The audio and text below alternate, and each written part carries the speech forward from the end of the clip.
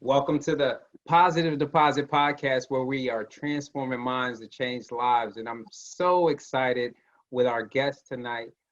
We have none other than April Freeman, who is a breast cancer warrior. So I'm so glad to have you on. Before we get started, I just want to give you the floor so you can do a quick introduction, and then we'll jump right into the conversation. Hello, as you said, I'm April Freeman, 41 years old. Just a 41. chill, but I You're know 31. I'm still a baby. I'm still a baby. But yeah, that's it. And We'll go right into it. probably Oh, you don't want to give away too much. Okay. Well, so thank you for coming on the show. We're just going to jump right into it. And so talk to us about when you first got diagnosed. What time period was it? Were you younger? Were you older? Just kind of walk us through when you first found out the news. Okay. I was 37, and they say you get your first mammogram at what, 40? So I found the lump myself. So how'd you find the lump? I was getting dressed, and I remember it was, I believe, like Memorial Day weekend. Okay. And I was just in the mirror. The doctors always hound me about doing your breast exam. And I remember saying, I don't know what I'm feeling for. What do I feel for? And they said, just, you'll know. Yeah. So I'm literally just playing around, and I was just feeling. And I found one lump that just felt different than the other lumps. Every female had, lumps in their breast. But this particular I didn't know that. So it's like, it's not, trust me, it may look smooth, but they aren't that smooth. But if you really get digging, every female has, we have Right. lump. And it was just this one lump that was hard, and it just stood out, and it hurt. Okay. And this might have been a Saturday, I believe, if not Friday. Right. But I knew I had an appointment with my GYN the next week. So I look back, and I'm not sure I would have gone to the doctor if I hadn't already had an appointment scheduled. Right. So I went to the doctor, and I was seeing a new doctor. My doctor was had been sick. So she said, well, breast cancer doesn't hurt, just so nonchalant like this. Oh, breast cancer doesn't hurt, so I don't believe it's breast cancer. Okay. And she said, and you're not even 40 yet. She said, but I'll just send you for a mammogram and a sonogram anyway. I'm like, okay. And mind you, she knew that my mom was going through chemo at that time for breast cancer. So your mom was going through chemo. This is the same doctor. No, not the same doctor, but I gave her my history. Okay, got you. And we just skipping, but we didn't have the BRCA gene, so I literally just got it. So she wrote the order for a mammogram and for the sonogram. So that was, I went to her, I believe it was May 31st. Right. I had the mammogram on June 6th, and I remember getting the mammogram. They stone face, they don't say anything. And then I went next door to get the sonogram. Don't you hate that when they just no reaction? They're just like, oh, this is normal. Yeah. And you're supposed to go back to your doctor to get the results. So when I was getting the sonogram, I said, I'm not sure what you see, but you're on the lump because I feel it. It hurts. She didn't say anything. So she studied doing it. And then when she finished the test, she went out to get the doctor. And when you go get an ultrasound, mammogram, any kind of x-ray, they go, get the doctor, and then you're supposed to get the results from your doctor who ordered the test. Right. So I swear it looked like it took them forever to come back. It might have only been 3 minutes, but it felt like it was about 30 minutes. At that point, were you getting real nervous? Were you nervous at that point? I don't think I was nervous, but I was starting to think that something definitely was wrong. Okay. But then I was like, no, I don't think so. And I really brushed it off. Right. So the doctor came in, and he went straight to it. He said, looking at your results, this looks like cancer. He said, you need to go see a breast surgeon right away. He said, his exact words, he said, don't even go back to your doctor. He said, that's wasting time. Oh, wow.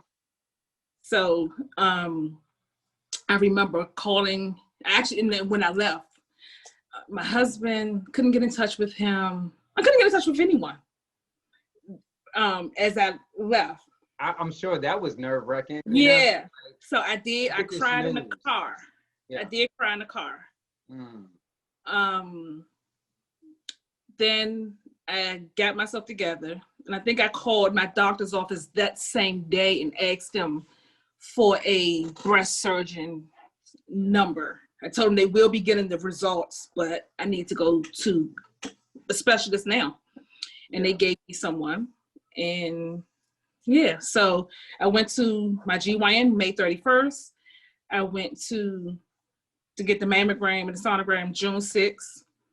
And then right after that, I went to the breast surgeon.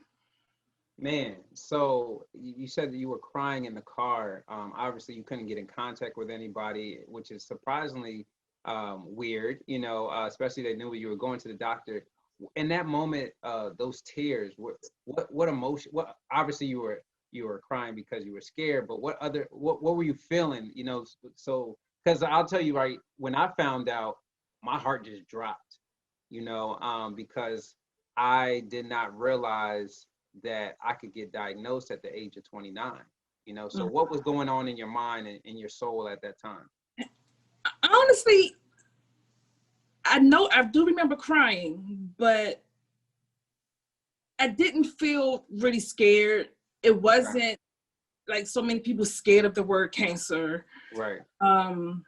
It wasn't any of that. It was just like, I didn't want to be labeled. I think I didn't. I didn't want to be. And pretty much, I was just like, "What next?" Yeah. And I'm a pretty positive person. So literally after I cried, and it was very short lived, it was over. What is that feeling of being labeled? Like why? What does being labeled mean to you? Because obviously it brought out some emotions. Because as cancer survivors, they do label us. They put us in a box. Yeah. So what was being labeled meaning to you? I don't want people to feel sorry for me. And I kind of, and the reason I said, let me back up. The reason I said I wasn't scared, like I said, because my mother was going through it at the same time. Right. And my mother has a lot of medical issues, but for the breast cancer, it didn't really affect her too much. She didn't really get sick. My hair always been short, but I would wear it styled and same, just like my mom. She didn't lose her hair, shedded some, but she didn't really lose. She didn't go bald. Gotcha.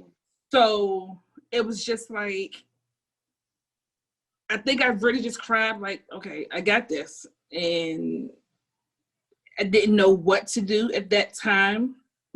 But as it went on, I was okay for a while. Gotcha. And I had a breakdown. So I get to that later. Yeah. So when they told you had breast cancer, right? Did they classify what stage you were at? Because obviously they were like, hey, we have to, get you with the surgeon. Like what, or how did they just said you just got to go to the surgeon? They didn't label it as any stage, or it was probably like you caught it early? Okay. So remember I said I went to the surgeon. So I remember going to the surgeon around, I can't remember the exact date, but it was by the end of that week, the week of the 6th. I think it was the 13th to be exact. It was the 13th. So the day I went to the surgeon, I'm going for just a consultation. They already had my results from the mammogram and the sonogram. Right. So when I got there, I didn't see the doctor. I saw her what is it, like the nurse practitioner. Yeah. So they sit me down for a biopsy the same day. Wow. And I remember being really shocked. I said, "Oh no, I'm just coming to discuss." So she said, "Oh no, we not playing around. We want to make sure you get it done." She said, "A lot of you be surprised at the amount of people that don't come back." So they already had that was gonna be you. You'd be like, right, peace out. So they already had the appointment scheduled for me to go downstairs to get the biopsy done. Oh wow. So the biopsy came back. I went back to get my results to that same doctor, and that was on 6/16. Yeah. So I remember I first went on 6/6/2016 to get the sonogram. I get the results on 6/16/2006. I'm like, look, these damn sixes. All these sixes, that's not looking too good. Right. Well, keep them away from you. At that time. So yeah, I got the results back. And so she said, so she's looking at the results and she's looking at me, and she said, "You definitely have breast cancer, and it's triple negative." I didn't get the stage at that point. Okay. But she told me the type of breast cancer I had. And it's triple negative. So triple negative is one of the worst ones to have.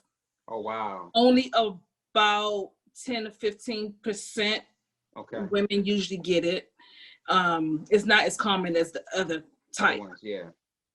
So she said, "Oh yeah." So, and from that point forward, that office had put together my team.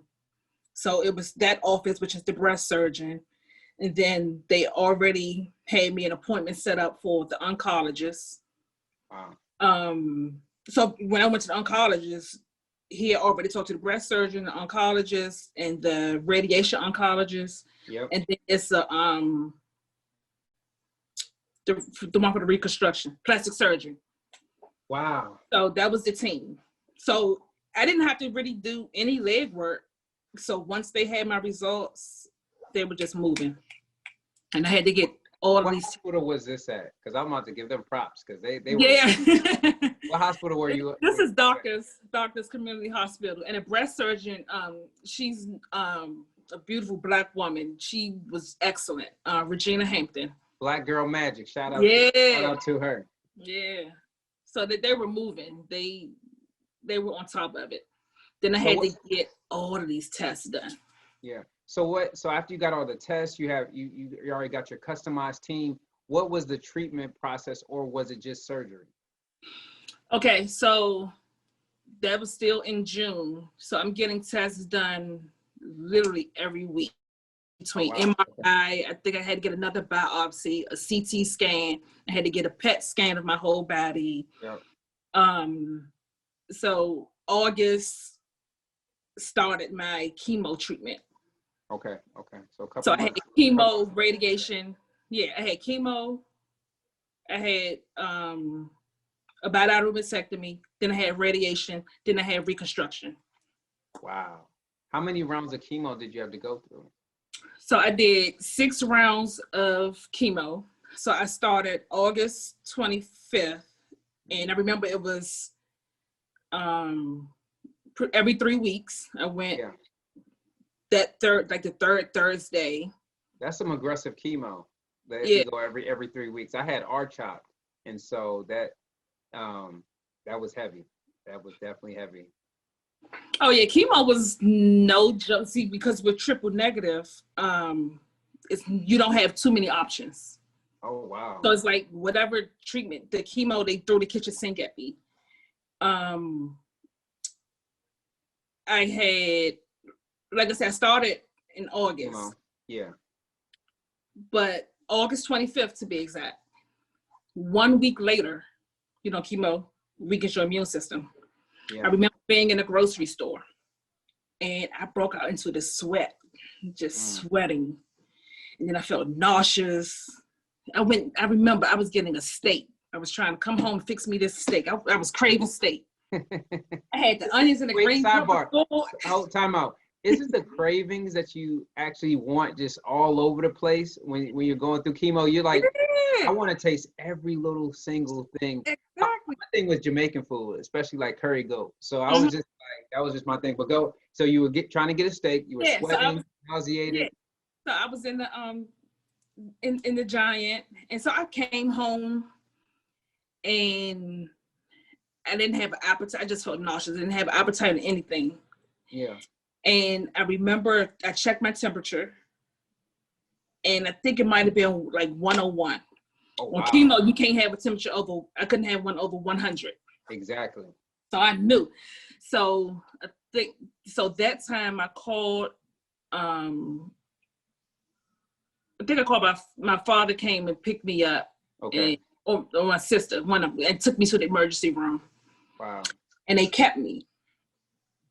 So that was September 1st, Yeah. and they saw I had infection. Oh, wow. So I ended up being in the hospital for 2 weeks. Um, Sheesh. During that time, it was rough. It, Mhm. no other way to put it. I was okay at first, literally, like I'm sitting here talking to you. I Yeah. mean, I was fine. I had visitors, and everybody like, don't look like you sick. I was like really okay. They was trying to Yeah. find infection, and usually when you have a line in, you are susceptible to an infection. Period. Yeah. So they knew, by me having a port, but of course they don't want to take the port out because I need that for chemo. Exactly. So they was just checking everything, and then it was about a week after being in the hospital, Okay. all hell broke loose.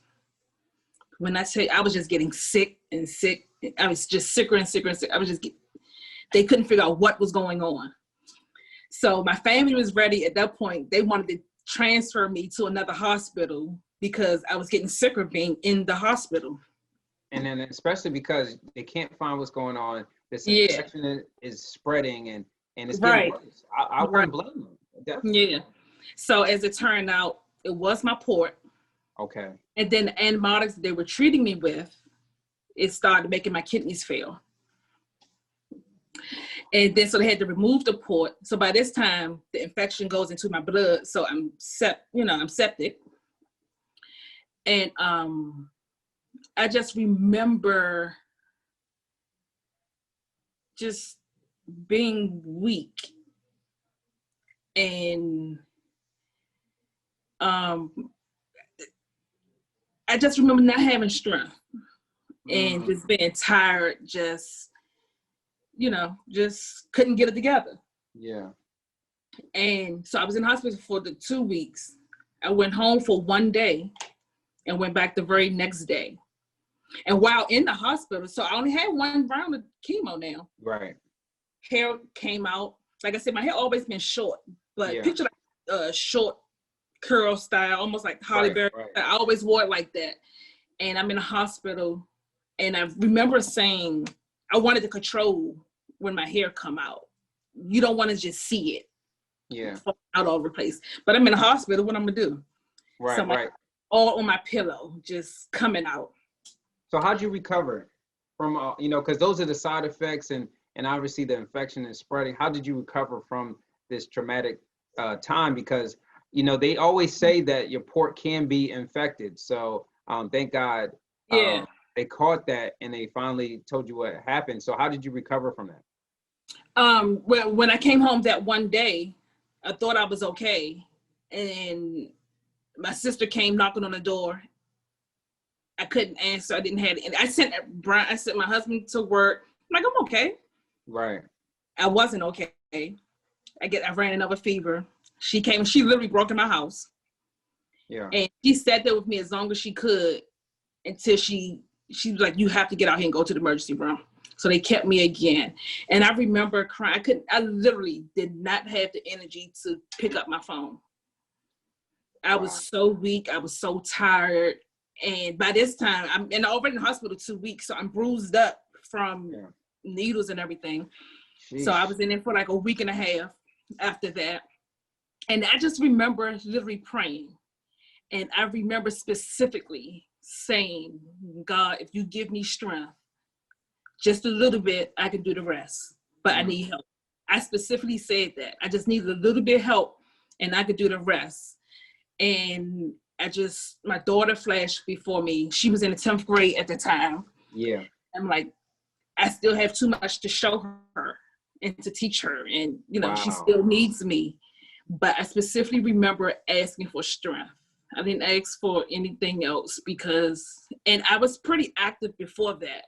So I knew if he just give me enough strength to get up, to give me the will to fight, give me the strength in every aspect, I would be okay. But I had to let him know I needed his help. So that's how I was, that's what got me out the hospital. By the grace of God. And I'm so glad that you leaned on God, because through him all things are possible. And so how did your faith grow throughout this process? I know you had to do radiation, you had to do chemo. After he gave you that extra push, how did you stay connected to God throughout this? Because sometimes we can be discouraged, or we just call on him in those moments, but then we just stray away. So how was that walk with you during it? Prayer. Really that simple. And the few times I got discouraged, I looked at the positive. Yes. And I do remember it was a couple of days I wanted to just feel sorry for myself. I was just moping and I was just tired. I couldn't get up and just drive my car like I normally do. Just couldn't do anything at will. And but I just looked at, I'm a little better than I was the day before. Yeah. I'm able to do this. And my husband, oh my gosh, he thinks water is the cure-all for everything.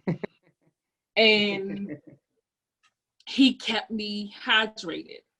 He made sure I ate. Even if I didn't want to eat, he made sure I had a protein drink. Whatever the little thing, he just made sure I was nourished. And one thing I can say, I was a good patient. I wanted to say a couple of things, but were you a good patient? This man is on his hand and feet trying to make sure you get your nutrients. He's being a great husband. Right, he was. And I can truly say, my sister she made sure she got me to the hospital, and she always checked on me. She would cook too. So aside from her, I truly believe that he single-handedly nourished me back to health. Amen. Shout out to Mr. Freeman. Shout out to Mr. Freeman. So, and then because one thing, even though I had the infections, a lot of people I went to chemo with, most of them had to go back for IV fluids. Oh, wow. I never had to go back. Amen. So, because whether I wanted to drink or eat or not, he made sure I stayed high. That water came in hand. That water, because the IV is all it is fluids. Yeah. So him doing that was just awesome. Yeah. So that brings a question to my mind as I'm thinking about that. How important is a caregiver during this process? Very important. For the most part, I was pretty independent. Yeah. But those days that I didn't want to do anything, didn't want to eat, didn't want to, drink, he made sure I did. And I distinctly remember even my daughter, when he wasn't there, I remember calling him. I'm like, you told Shania, my daughter, like, you told her to give me Gatorade and water? He said no. I mean, she was a warden when he wasn't there. So so they were definitely, on it. So your support circle was it outside of your husband and your daughter? What was immediate family around to help as well, or? Oh yeah, definitely. Talk to me about that. Talk to me about that support system that you had. Oh yeah, my mom, my sister, they live around the corner from me. Okay. My sister, like I said, I really credit a lot of my healing to her. For one, she was the one that made sure I got to the hospital. But she took me to every chemo appointment, every surgery. Yeah. She's there.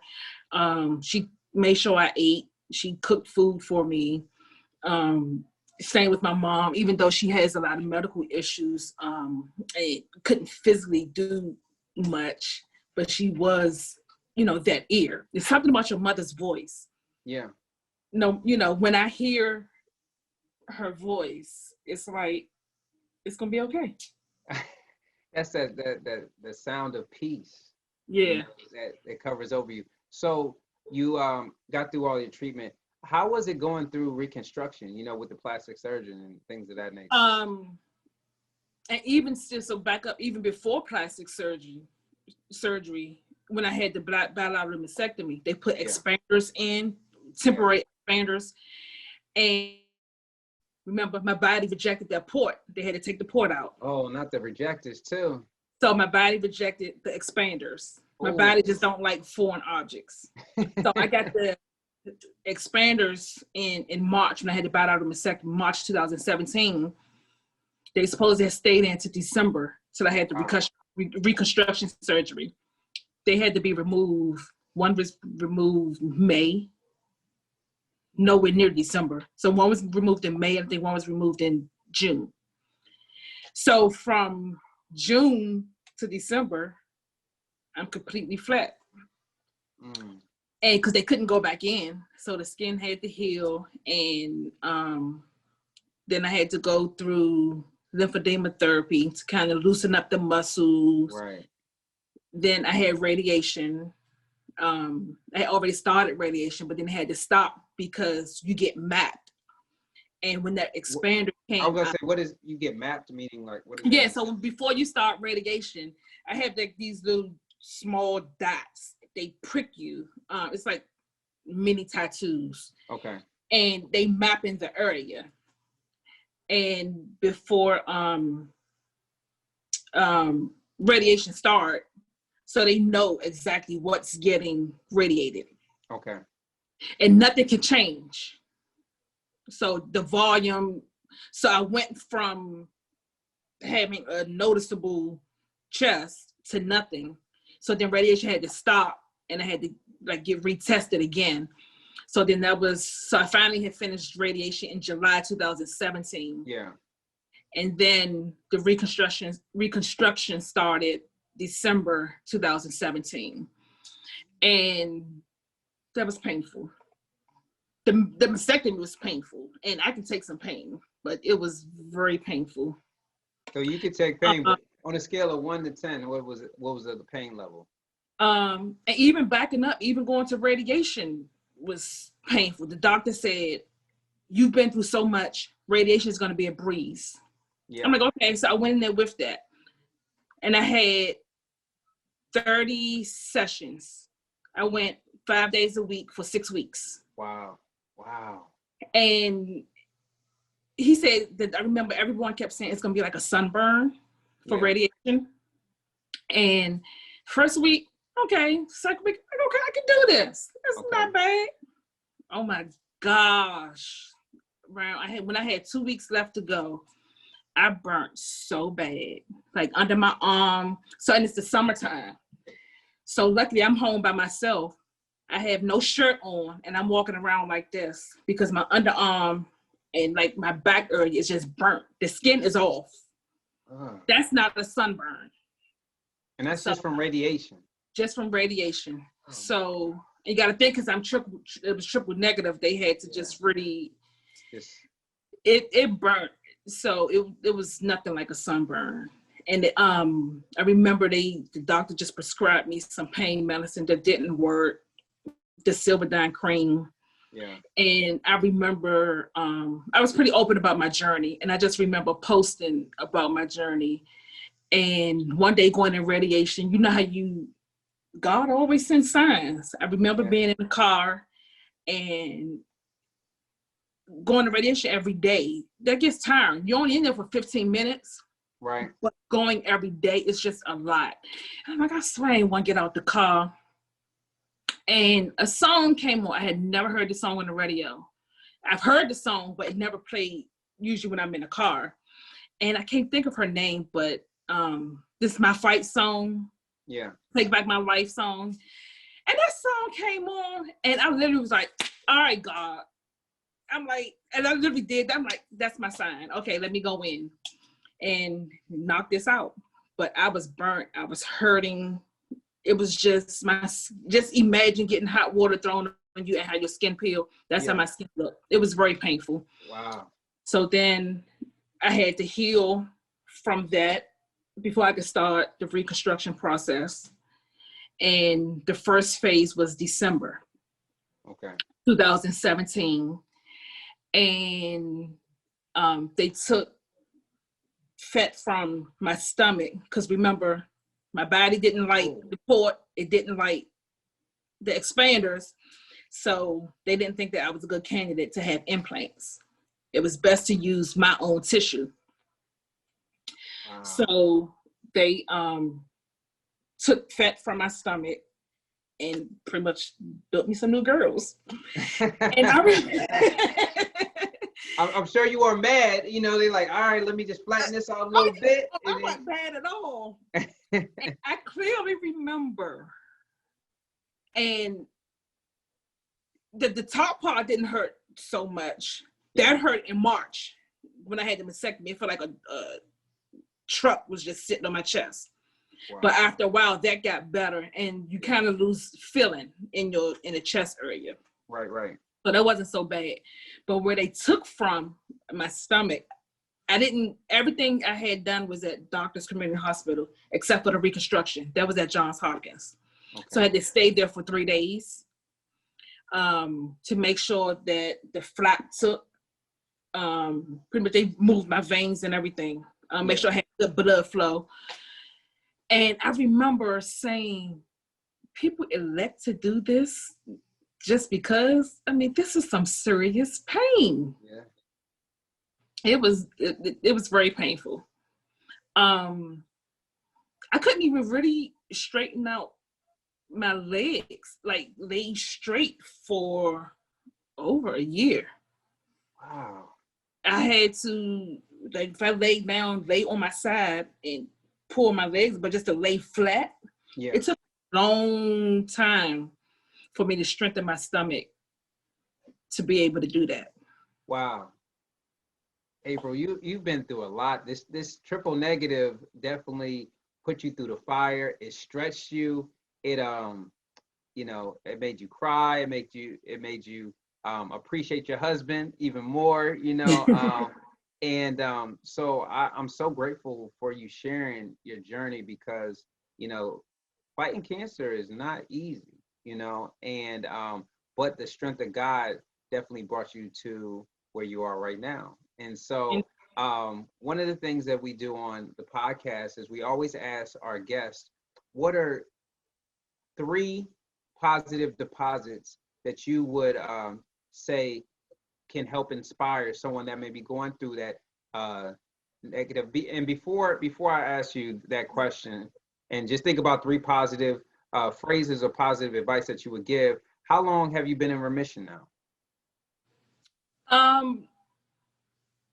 2017. Okay. Yeah. 3 years. And I still have scares. I still go to the oncologist every 3 months. I literally just had a biopsy done last month because they thought they saw something yet again. Yeah. I've had PET scans since then. Yeah. I've had MRIs since then. So every time I get an ultrasound or I get a PET scan, a hot item shows, and then I have to go get another biopsy. So I'm in remission, but I still get a scare every so often. Don't you hate all these tests? Like it's so annoying because it's nerve-wracking at the same time. But you look good. You look great. Thank you. And just looking at you, I'm like, breast cancer? What? So you're definitely not only a warrior, but you are a survivor, and we definitely appreciate you. Now, I gave you enough time. What are what are 3 positive deposits that you would share with a recently diagnosed breast cancer survivor, or someone that just needs that inspiration to get through that treatment. Maybe it not be as intensive as yours, but yeah. Well, something that I recently told someone that was diagnosed, to be positive. Yep. It's so easy for you to give in and think negative, but the mind is powerful. Yes, So it is. more that you think positive, the easier your journey will be. Amen. Stay off the internet. Ooh, that's a good one. To stay off the internet. With everything, a computer at your fingertips, you want to look everything up. That can be good and it can be bad, but the internet will have you dead and buried, and you thinking that you can't fight, and that goes back to, it just plays on your mind. Yeah. One more. What's your last one? Allow people to help you. That's a real good one, and I struggle with that one. I struggle with that one too. And I say that out of experience too, because you want to do it on your own, but there really are genuine people that want to help you and can lighten your load and make your life a little easier. So allow them. Yo, those three are powerful, and like you heard it, lighten your load. Stay off the internet. Google and Wikipedia is not going to help you, and you have to stay positive because your mind is the tool that'll help you get through your journey. So April, I'm so thankful and blessed to have you on the show. Now, if people want to, reach out to you and just talk to you, or just hear more about your journey, where can we find you on social media? Oh yeah, on IG, Sweet Reds Rock. Okay. Someone gave me that name and I never changed it. Okay. And on Facebook, April Branch Freeman. Branch Freeman. I've been pretty open about my whole journey. Like on Facebook now, my profile picture is my head is bald. Okay. For the month of October. Okay. All right. Yeah, I was pretty open, and hopefully I can touch one person. No, your journey is different, and I think everybody's journey is unique. And I'm so glad that you were courageous to have this conversation with me, and you are now part of the Positive family. So I'm so glad to welcome you in. And so there you have it. You have April Freeman. She already gave you her IGs, handles, and Facebook. And so if you want to reach out to her, she is more than welcome to, with open arms, to have you. Talk to her, walk through your journey. Follow us here at Positive Deposits, INC_. Please go to our website, www.positivedeposits.org, and where you'll find this interview, and also to donate, because without you and without your support, we can't do great things like this. So with that being said, we're signing off, and as we always do, transform minds to change lives. See you.